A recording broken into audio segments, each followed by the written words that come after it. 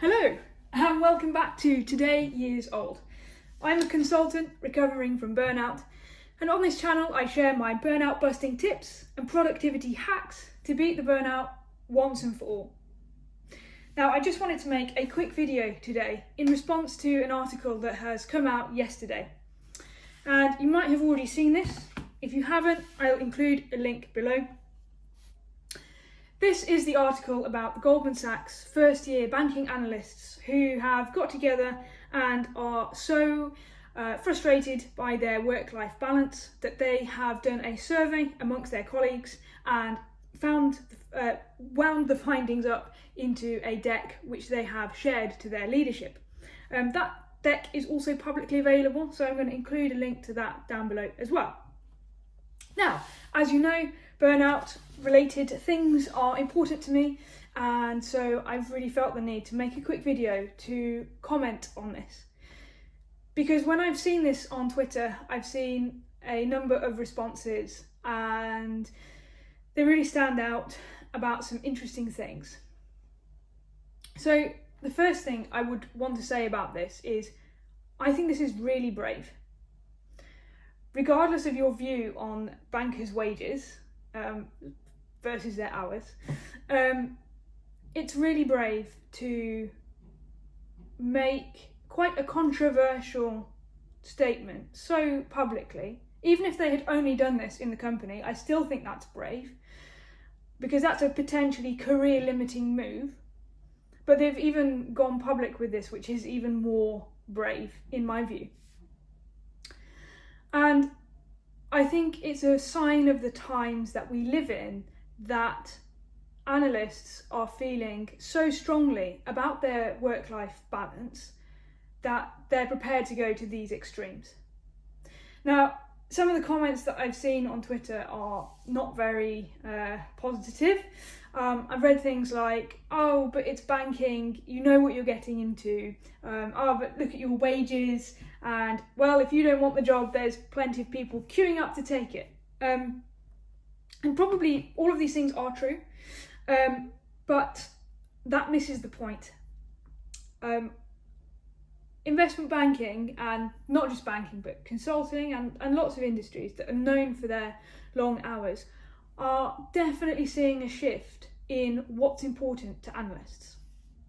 Now, if you're somebody who is part of recruiting the talent that comes into your organisation, I think this is something you have to sit up and listen to. You shouldn't ignore this article. And if you are in that position and you haven't read it, go and click the link down below and go and read it, because this is so insightful into the types of things that analysts are now interested in. It's not about pure money alone. And I do think that the pandemic has exacerbated that. We've all started working more, and it's really put things into perspective for us. And regardless of what happens about going back to the office, I don't think that is going to change. Banking used to be, and consulting to a large extent as well, used to be, yeah, you're going to work really long hours, but the pay's quite good, so maybe it balances out. Well, analysts aren't looking at it like that.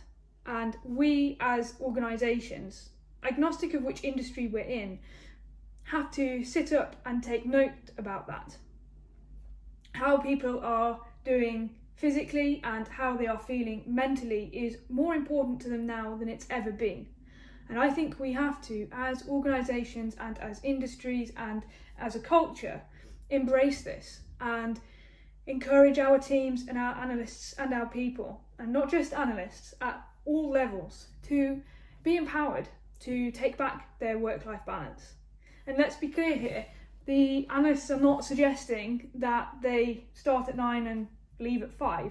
They're suggesting to cap at an 80-hour working week, which, if you put that per day, it's still a long day. So I just really wanted to comment on this to say I think that this is a really brave and positive move. I appreciate potentially the sacrifice that they have to make in order to spread this message.